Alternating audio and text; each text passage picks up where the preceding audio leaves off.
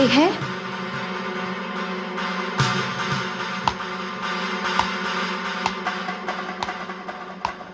Hello,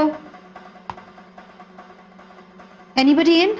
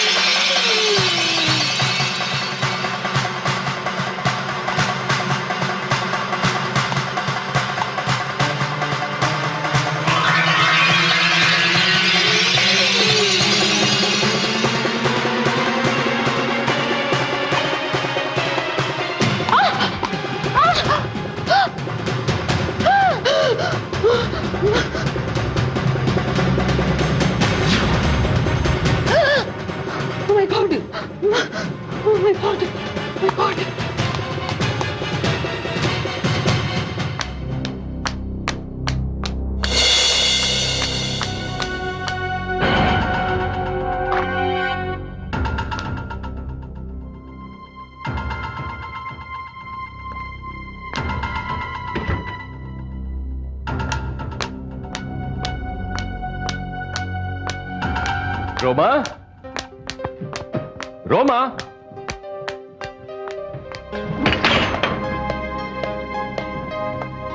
Roma, सब ठीक तो है ना?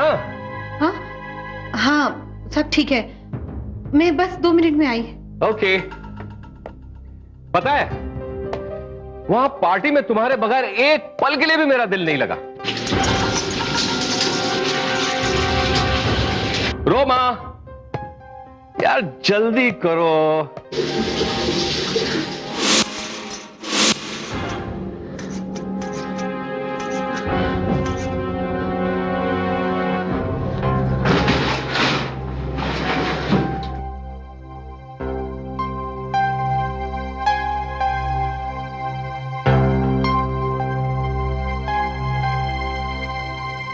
आ गए आप?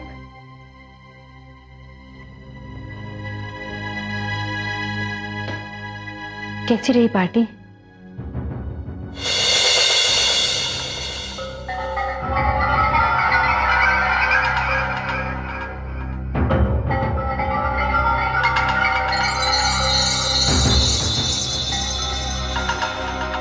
ऐसे क्या देख रहे हैं?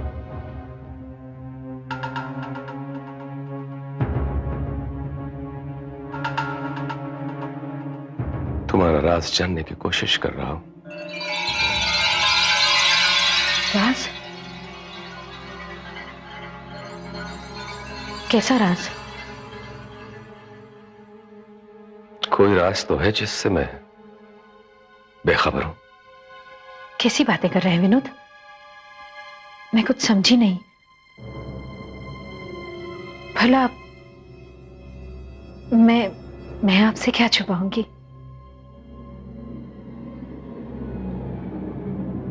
तो फिर बताओ ना। क्या क्या बताऊं?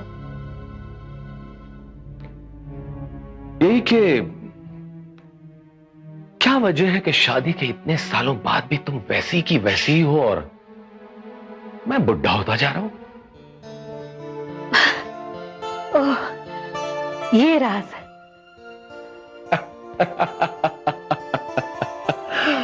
हाँ, ये राज। राज है आपका प्यार, जिसकी वजह से मुझे अपने आप पर घमंड होता जा रहा है। प्यार तो मैं तुमसे करता हूं, बेइंतहा करता हूं। और तुम? उफ़ो, दिन में कितनी बार ये सवाल करते हैं मुझसे। मैं भी आपसे बेहद प्यार करती हूँ। जानता हूं। फिर पूछा क्यों? तुम्हारे मुंह से यही बात सुनने का बार बार दिल करता है। पागल।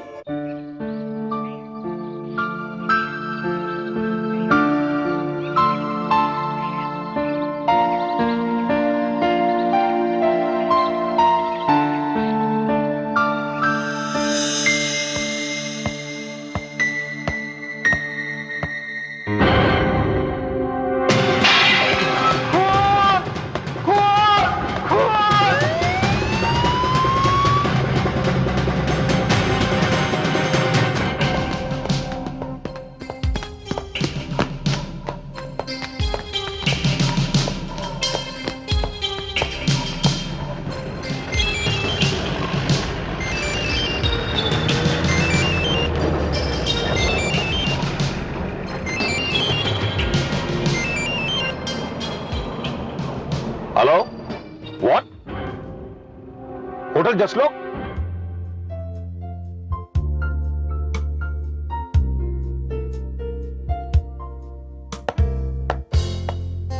क्या हाल है आप? तुम लड़कियां भी कितना टाइम लेती हो तैयार होने में? मैं कितनी देर से तुम्हारा इंतजार कर रहा हूं और तुम हो के बालों की उलझन उलझी हुई है। देखो ना कितनी बुरी तरह से उलझ गए मेरे बाल, सुलझाते सुलझाते तंग आ गई हूँ। इसका इलाज तुम्हारे सामने रखा और तुम्हें खबर तक नहीं। मतलब?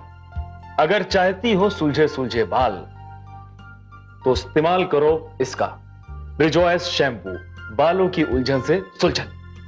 रियली? थैंक्स। अब जल्दी करो। Okay. We are already late for the party. Hello hello, Ajay कहां हो तुम? जी सर। सर वो दरअसल मैं यहाँ बालों की उलझन को, मेरा मतलब है एक केस को सुलझा रहा हूं सर। इडियट, बकवास बंद करो। इधर हादसा हो चुका है। क्या सर? इसका मतलब वहां भी उलझन? आई से शट अप और मेरी बात ध्यान से सुनो। I am ready. कितने खूबसूरत लग रहे हैं तुम्हारे बाल। चले? सॉरी लाला, पार्टी कैंसिल। फिर से? क्या करें, यमराज का फोन आ गया। अपने एसीपी विजय। हाय, इन बालों को किसी की नजर ना लग जाए। बाय।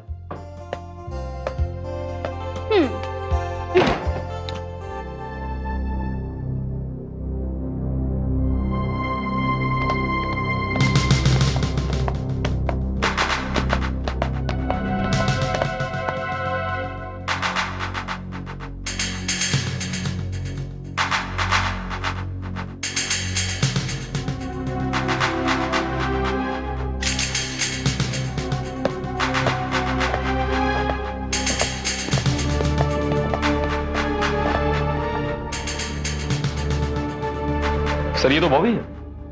ये वही बॉबी है जिसके बारे में कमिश्नर साहब ने हमें आगाह किया था।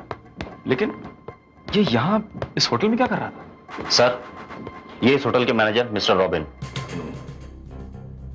कब आया था ये यहाँ? सर 3 दिन पहले। होटल के रिकॉर्ड्स में इसने अपना क्या नाम दर्ज करवाया था? अमर जी, रेजिडेंशियल एड्रेस चंडीगढ़ का है। वैसे बातचीत से तो शरीफ आदमी लगता था। आपको गलतफहमी है। इसका नाम अमरजीत नहीं, बॉबी था। ये कुछ दिन पहले ही नासिक जेल से छूटकर आया था। इसने कई वारदातें की हैं, जैसे कत्ल, डकैती और लोगों का अगवा करना। इसके खून की इत्तला किसने दी थी आपको? हमारे होटल के वेटर नेल्सन ने। क्या आप उसे बुला सकते हैं? जी हाँ। जाइए।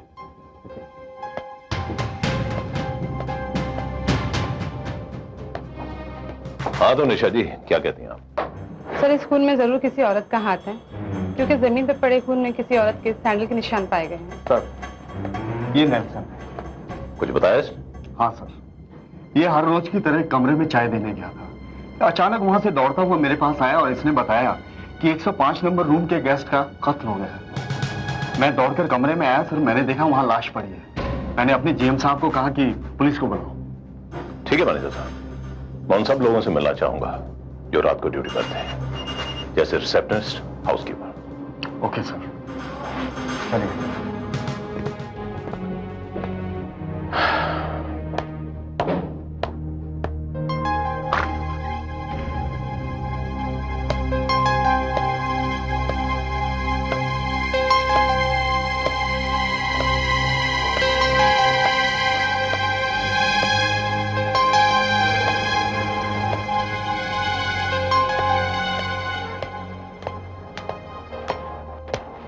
सर, ये अलीशा है, होटल की रिसेप्शनिस्ट। कल रात ड्यूटी पर यही थी। अलीशा, कल तुम कितने बजे से ड्यूटी पर थी? मेरी ड्यूटी सेकेंड शिफ्ट की है। मैं 3 बजे आती हूँ और 10 बजे वापस चली जाती हूँ। कल तुम्हारी ड्यूटी के दौरान कोई भी शख्स इस रूम में रहने वाले गेस्ट से मिलने आया? जी हाँ, रात के 9 बजे एक औरत आई थी। बहुत खूबसूरत थी और किसी अमीर घर की बहू लग रही थी। बहू लग रही थी? ये तुम कैसे कह सकती हो? उसकी मांग में सिंदूर और माथे की बिंदिया देखकर। सर, इसने भी उस औरत को कमरे से बाहर आते हुए देखा। इसका कहना यह है कि वो बेतहाशा भागी जा रही थी। इसने उस औरत का हुलिया मुझे बताया। इसके डिस्क्रिप्शन के हिसाब से मैंने ये स्केच तैयार करवाया। देख लीजिए।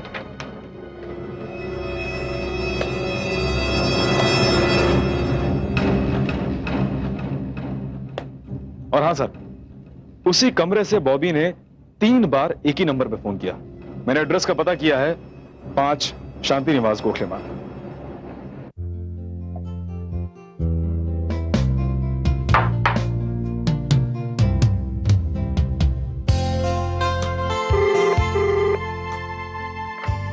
हेलो हेलो,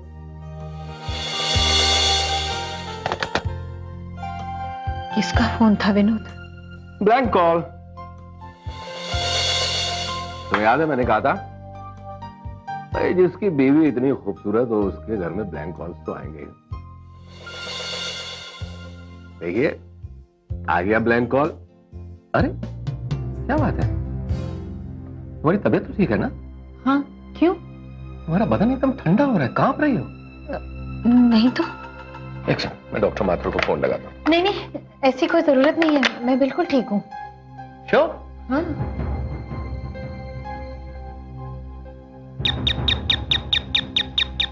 कौन आ गया? मैं देखता हूँ। आप रुकिए ना, मैं देखती हूँ।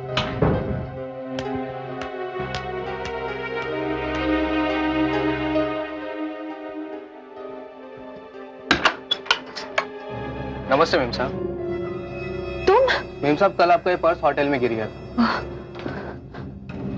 मैंने इसमें आपका कार्ड देखा तो मैं इसे वापस करने चला है। Thank you so much. कौन है रोमा? Thank you. कोई नहीं।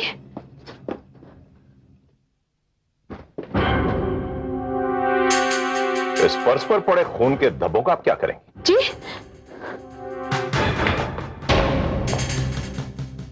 कौन है आप लोग? एसीपी विजय, क्राइम ब्रांच। इंस्पेक्टर अजय। क्या चाहते हैं आप? हम आपकी पत्नी को बॉबी नाम के शख्स के कत्ल के जुर्म में गिरफ्तार कर रहे हैं। नहीं विनोद, ये खून मैंने नहीं किया विनोद। एक मिनट एसीपी साहब, कोई भी एक्शन या कोई भी कदम उठाने से पहले बहुत सोच लीजिएगा, यह हमारी इज्जत का सवाल है, वरना बाद में आपको जिंदगी भर पछताना पड़ेगा। मेरी पत्नी आज सुबह से घर से कहीं भी नहीं निकली है, तो फिर आप उसे किसी का कत्ल के जुर्म में कैसे गिरफ्तार कर सकते हैं? देखिए मिस्टर महल, अभी अभी जो शख्स आपकी पत्नी को यह पर्स देकर गया है वो होटल जसलोक का बेल बॉय है, जिसके रूम नंबर 105 में बॉबी नाम के शख्स का कत्ल हुआ है और आपकी पत्नी उस रूम में गई थी। उसका सबूत है कि इनके पर्स पर लगे खून के धब्बे, जिन्हें हम सबूत के तौर पर इस्तेमाल करेंगे। हम इन्हें गिरफ्तार करते हैं। मैडम प्लीज कम बता। एक मिनट, मुझे अपने लॉयर को बुला ले। आप अपने लॉयर से बात करते रहिए, ये हमारे साथ जा रही हैं। चलिए। डोंट वरी रोमा, मैं सब संभाल लूंगा। चलिए प्लीज, तुम चलो, मैं अभी आ रहा हूं। आइए, तुम्हें कुछ नहीं होगा। Please move. Don't worry, don't worry.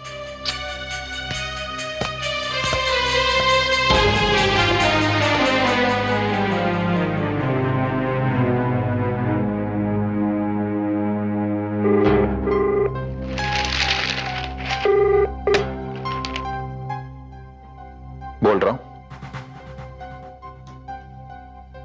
हाँ,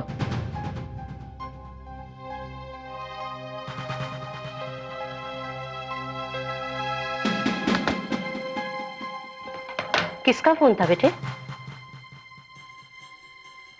मां, मुझे एक जरूरी काम से शहर से बाहर जाना है। लेकिन अचानक ऐसा क्या काम आ गया? बता दूंगा मां, बता दूंगा। मां, मैं आता हूं। अरे बेटा, अरे आकाश सुन तो।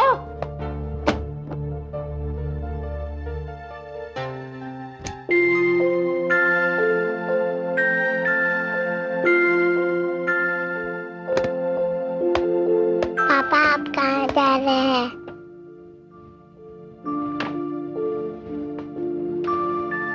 बेटा, मैं काम से बाहर जा रहा हूं। नहीं जाने का।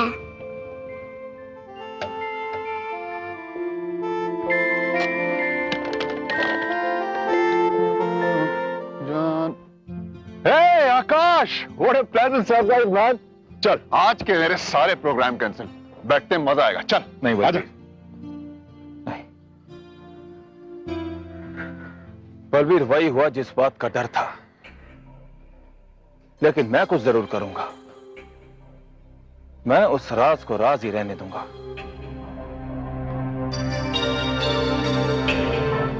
क्या कह रहा है तू यार? हाँ बलबीर, तू तो सब जानता है। मैं मां के और कोमल की जिम्मेदारी तुझे सौंपता हूं। क्या बात कर रहा है दोस्त? तू बिल्कुल चिंता मत कर। आखिर दोस्त होते किस लिए हैं? तेरा हर राज मेरे सीने में हमेशा हमेशा महफूज रहेगा। I promise. मैं आप लोगों से कितनी बार कह चुकी हूँ कि ये खून मैंने नहीं किया। तो फिर आप रूम नंबर 105 में क्या करने गई थी? Hold, just hold. Meet my lawyer, advocate Anil Saxena. ACP साहब, आप जबरदस्ती हमारे वकील को परेशान नहीं कर सकते और न ही इनसे कोई सवाल पूछेंगे। क्यों? क्योंकि जिस कत्ल का इल्जाम आपने इनके ऊपर लगाया है, उस कत्ल के कातिल ने अभी अपने आप को कानून के हवाले किया है। क्या? जी हाँ, अभी कुछ देर पहले उसने कमिश्नर साहब के सामने अपने आप को पुलिस के हवाले किया है।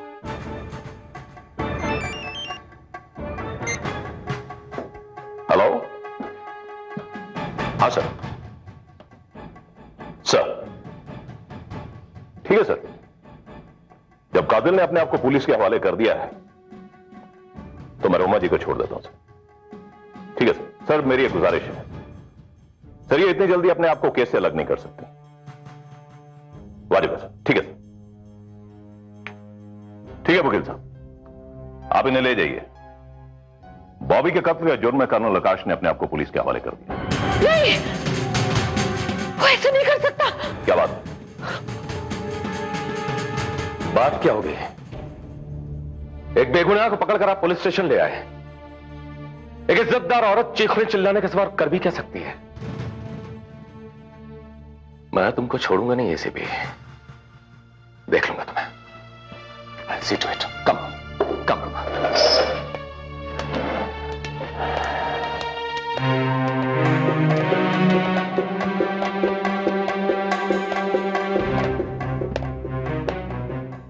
सर, कुछ कातिल जो होते हैं ना, वो बड़े शरीफ किस्म के होते हैं। अब आप देखिए ना, हमने एक औरत को कत्ल के जुर्म में गिरफ्तार किया, वो भी सारे सबूतों के साथ। उसे होटल के कमरे में जाते वक्त कई लोगों ने देखा। उसके बावजूद एक आदमी आकर कहता कि कत्ल उसने किया है। सर, मुझे तो लगता है कि बड़ी पुरानी प्रेम कहानी है। बड़ा मजा आएगा सर इस केस में, क्योंकि टॉपिक भी तो मेरा है। यू सी सर, ये मोहब्बत जो है ना, ये बड़े बड़े लोगों को दीवाना बना देती है। मुझे लगता है कि this is a tragedy of eternal triangle. Ajay मेरी एक बात मानोगे? सर वो मानूंगा सर, बिल्कुल। थोड़ी देर के लिए खामोश हो जाओ, मेरा दिमाग मत चाटो प्लीज। ठीक है सर, मैं तो खामोश हो जाऊंगा, लेकिन एक बात कह देता हूं सर, इस पर्दे के पीछे जरूर कुछ ना कुछ चल रहा है सर। ये बात मैं बहुत अच्छी तरह जानता हूं। क्या जानते हैं सर आप? अजय तुमने देखा था जब अभी मैंने कर्नल आकाश का नाम लिया था तो रोमा महाजन की चीख निकल गई। क्या बात है सर। सर आप बड़ी गहराई में जाकर देखते हैं सर। मान गया सर आपको। कर्नल आकाश, मुझे विश्वास ही नहीं होता कि आपने बॉबी का कत्ल किया है और जुर्म का इकबाल करने आप मेरे घर तक आ गए। आप जैसा वतन परस्त और जाबाज सिपाही एक हिस्ट्री शीटर का कत्ल करता है, बड़ी अजीब सी बात है। कमिश्नर साहब, बात यह अजीब है लेकिन है सच। पुलिस एक बेगुनाह को गिरफ्तार करती है, जबकि कातिल मैं हूं, और मैं अगर चुप बैठता हूं तो मेरा ज़मीर मुझे लानत भेजता है। लेकिन कर्नल साहब आपने खून क्यों किया? एसीपी विजय, अच्छा हुआ आप आ गए। कर्नल साहब आपने बताया नहीं आपने खून क्यों किया। इस बात से आपका क्या लेना देना?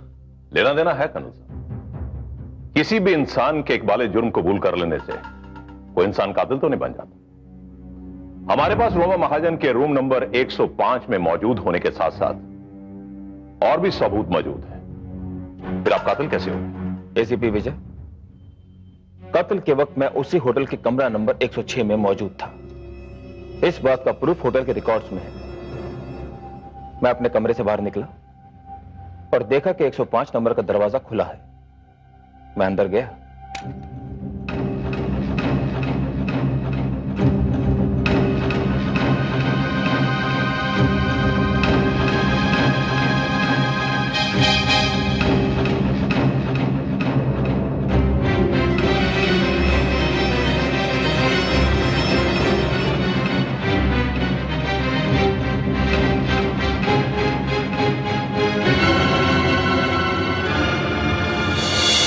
एसीपी विजय, बॉबी एक कमीना शख्स था, कातिल था, लुटेरा था, ब्लैकमेलर था। आप ठीक कह रहे हैं कर्नल साहब, बॉबी रोमा महाजन को ब्लैकमेल कर रहा था। ये सब बेकार की बातें हैं, वाहियात बातें हैं। नहीं कर्नल साहब, ये बेकार की बातें नहीं है। बॉबी ने अपने कमरे में से एक बार नहीं 3 मरतबा फोन किया था। मिसेस महाजन उसके रूम में आई, ये होटल की रिसेप्शनिस्ट ने देखा था। बेल बॉय ने उसकी शिनाख्त की, उसे पहचाना। खैर कर्नल साहब, हम इस बात का पता तो जरूर लगा लेंगे कि आप रोमा महाजन को क्यों बचाना चाहते हैं। कौन रोमा महाजन? मैं किसी रोमा महाजन को नहीं जानता।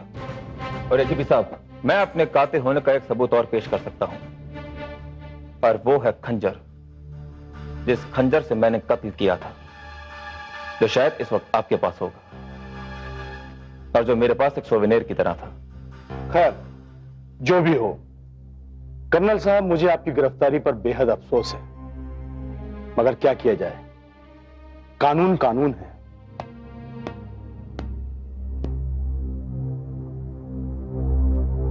सर, इस केस में तो कुछ दम ही नहीं रहा, ये तो अपने आप ही सॉल्व हो गया। ये तो वही बात हो गई सर के बॉलर ने बॉल फेंकी नहीं कि बैट्समैन अपने आप ही हिट विकेट हो गया। क्या बात है सर, आप बैट्समैन के आउट होने से, मेरा मतलब है इस केस के सॉल्व होने की बात से खुश नहीं हुए? अजय, ये केस अभी तक सॉल्व नहीं हुआ, बल्कि और उलझ गया। क्या बात कर रहे हैं सर? मैंने तो इस केस के सॉल्व होने की खुशी में रात को पार्टी का बंदोबस्त कर लिया था। फिलहाल तुम वो पार्टी मुलतवी कर दो, क्योंकि ये केस सॉल्व होने के बजाय उलझ गया है। ठीक है सर, अब अगर आप ऐसा कह रहे हैं तो जरूर इसके पीछे कोई ना कोई वजह होगी, लेकिन आपका शक किस पर है? शक किसी पर भी हो जाए, लेकिन एक बात जाहिर है, कर्नल आकाश कातिल नहीं है। उसकी वजह?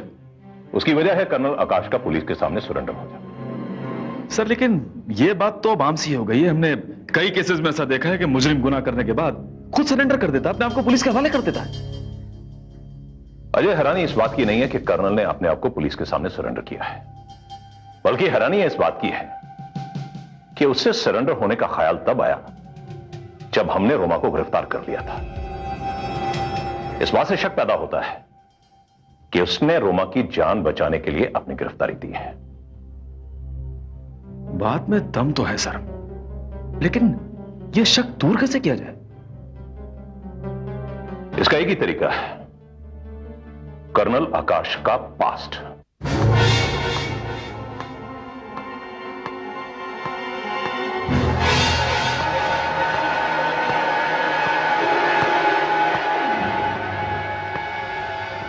आकाश,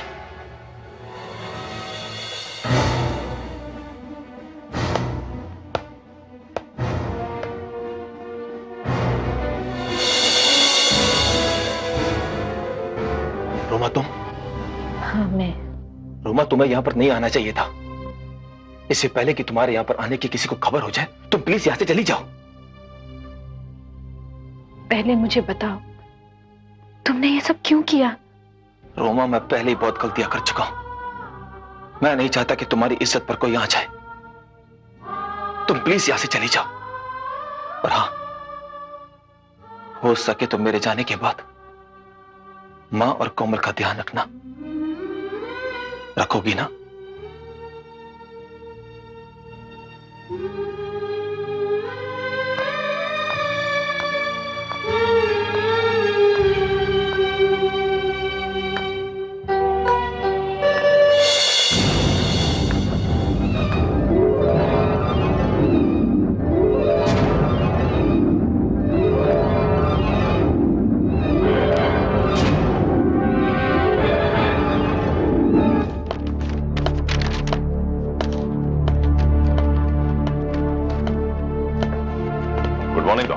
गुड मॉर्निंग।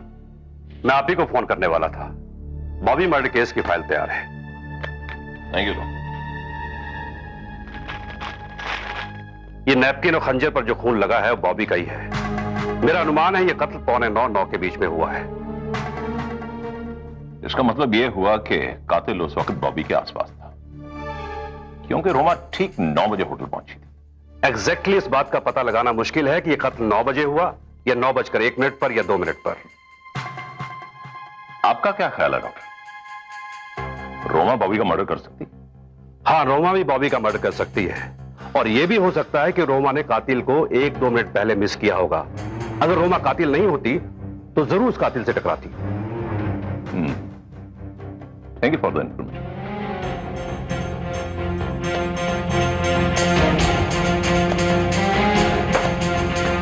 आपका ख्याल बिल्कुल सही है विजय साहब। बॉबी कमरा नंबर 105 में अमरजीत के नाम से रुका हुआ था। उस वक्त कमरा नंबर 104 में जो गेस्ट रुका हुआ था वो कत्ल के बाद दोबारा कमरे में वापस नहीं आया। उसने अपना नाम वीके सूरी लिखवाया है। ये उसके दस्तखत मौजूद है इस रजिस्टर में। एक बात बताइए मैनेजर साहब, अगर वीके सूरी दोबारा आपके सामने वापस आ जाए तो आप उसे पहचान लें? मुश्किल है सर। अब कितने लोग होटल में आते जाते हैं, कोई खास या परमानेंट कस्टमर हो तो उसको पहचानते हैं, लेकिन शॉर्ट टाइम के लिए आने वाले को पहचानना बहुत मुश्किल है sir. Thank you manager. Okay, welcome.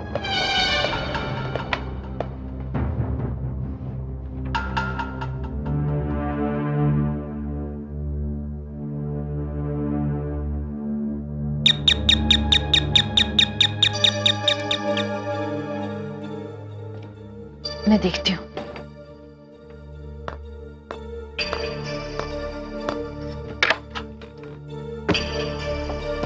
आप? जी हाँ, मैं आप ही से मिलने आया। जी क्या मैं अंदर आ सकता हूं? आइए। Thank you.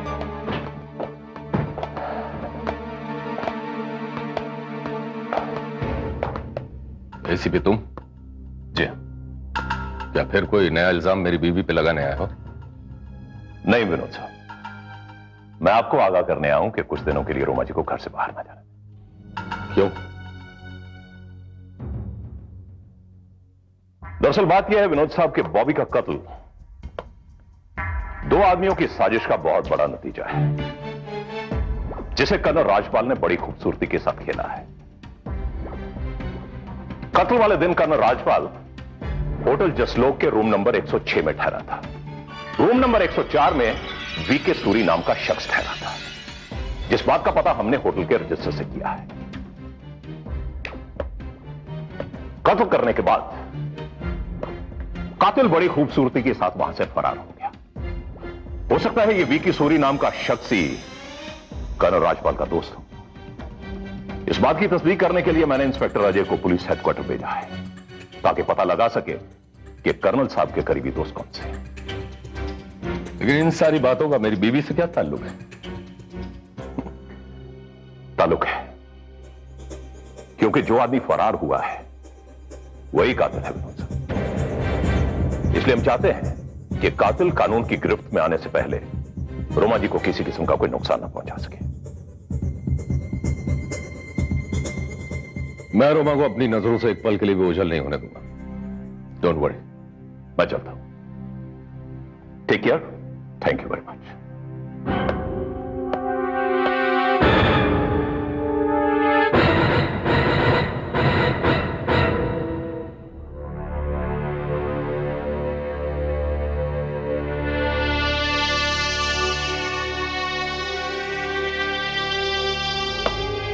आकाश।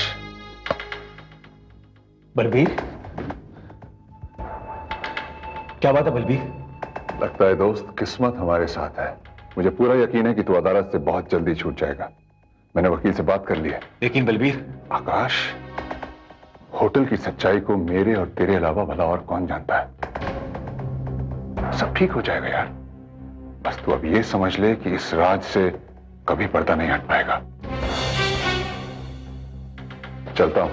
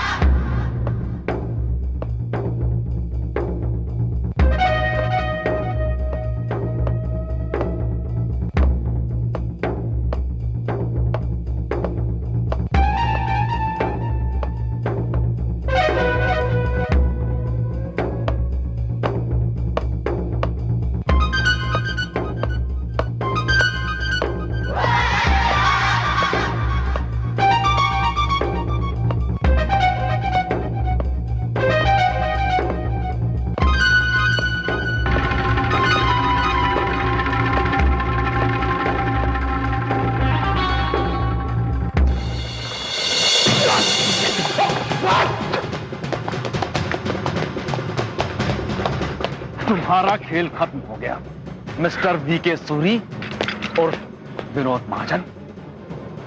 अजय ले चलो इसे। चलो सर, इस केस की तहकीकात की शुरुआत में सारे सबूत रोमा के खिलाफ थे, लेकिन कर्नल राजपाल में इसने शामिल होकर सारे केस को बदल दिया। शायद मैं असली मुजरिम तक कभी नहीं पहुंच पाता अगर मैं कर्नल राजपाल के घर नहीं गया होता। आप कौन है? मैं अंकल हूं बेटा। पापा घर पे नहीं है। कोई बात नहीं, कोई बात नहीं बेटा, आप तो है ना। बड़ी प्यारी बच्ची हैं आप। कौन है बेटे? दादी कोई मिलने आए हैं। नमस्कार माँ जी। नमस्ते। आप कौन हैं?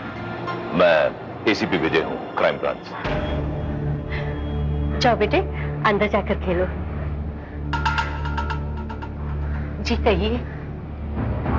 माँ जी, आपके बेटे कर्नल आकाश ने कत्ल के इल्जाम में अपने आप को कानून के हवाले कर दिया है। भला मेरा बेटा किसी का कत्ल क्यों करेगा?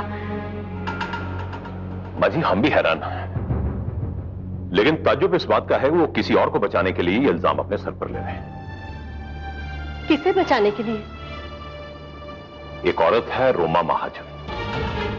रोमा? क्या आप जानती हैं उसे माँ जी? हाँ बेटे, मेरा बेटा और रोमा दोनों एक क्लास में पढ़ते थे।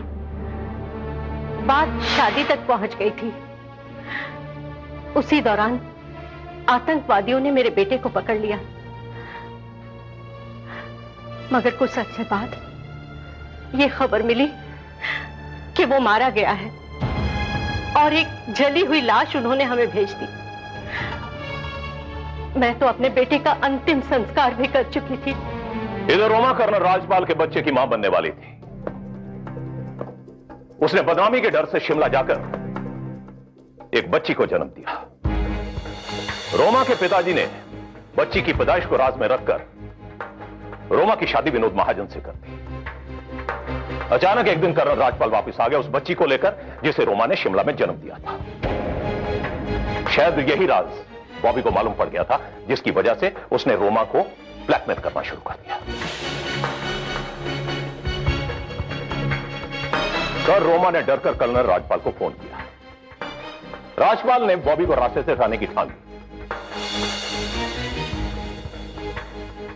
उसने जसलोक होटल में रूम नंबर 106 बुक किया, उसी रूम के साथ जिसमें बॉबी ठहरा हुआ था। लेकिन रोमा और कर्नल राजपाल नहीं जानते थे कि विनोद महाजन को भी इस बात का पता चल चुका है और यह वहां वीके सूरी के नाम से 104 नंबर रूम में ठहरा हुआ है। इसने बड़ी सफाई के साथ उस खंजर से बॉबी का मर्डर कर दिया, जो खंजर कर्नल राजपाल ने इन्हें भेंट के रूप में दिया था। क्यों मिस्टर विनोद महाजन उर्फ वीके सूरी, अभी भी कुछ कहना है आपको?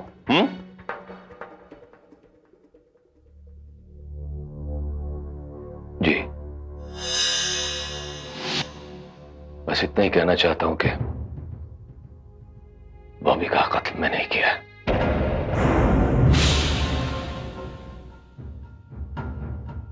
उस रात ऑफिस से जब मैं घर लौटा तो रोमा फोन पर किसी से बात कर रही थी। मुझे देखते ही उसने अचानक फोन काट दिया। उसका चेहरा पसीने से तरबतर था, कांप रही थी। मैं समझ गया कि फोन पर बात करने वाले ने जरूर किसी न किसी किस्म की धमकी जरूर दी है।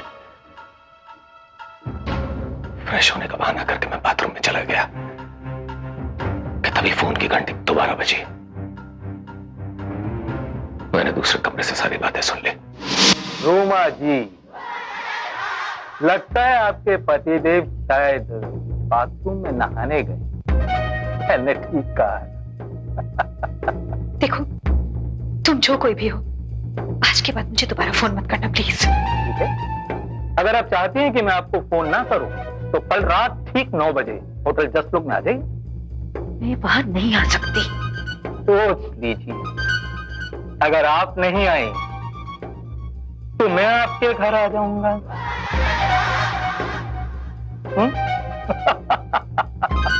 नहीं, प्लीज ऐसा मत करना। नहीं करूं, बिल्कुल नहीं करूं। Hotel just look, room number 105, कल रात 9 बजे। मैं अपने घर की इज्जत को बाजारू नहीं होने देना चाहता था,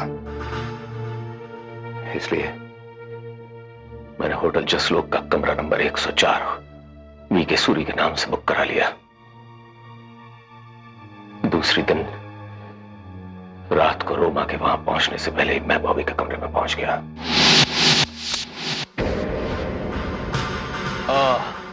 मिस्टर महाजन, आप? हाँ, सुना है तुम्हारे पास मेरी पत्नी का कोई राज है। क्या है वो राज? हर राज बताने की कीमत लेता है बॉबी। आप क्या दे सकते?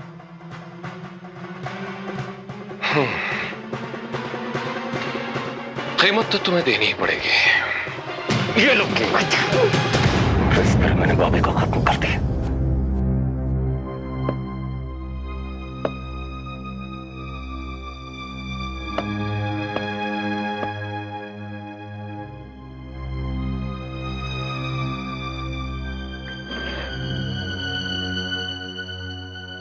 कमिश्नर साहब, कानून की नजर में मैं गुनहगार हूं। कोई भी सजा भुगतने के लिए तैयार हूं मैं, लेकिन एक गुजारिश है आपसे।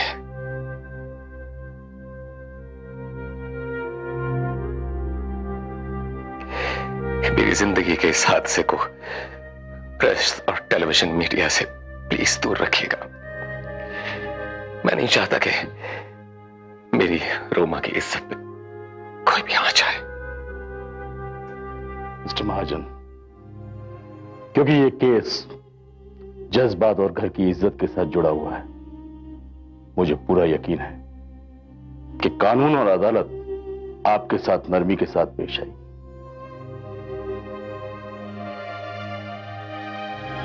ले जाओ इन्हें।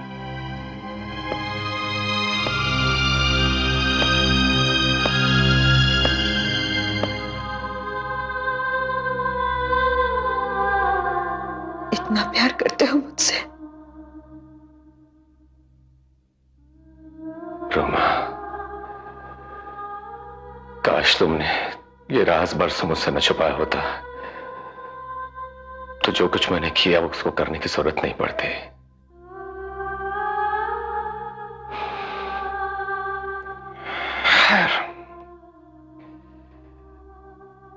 हमारी बेटी कोमल का हमेशा ख्याल रखना।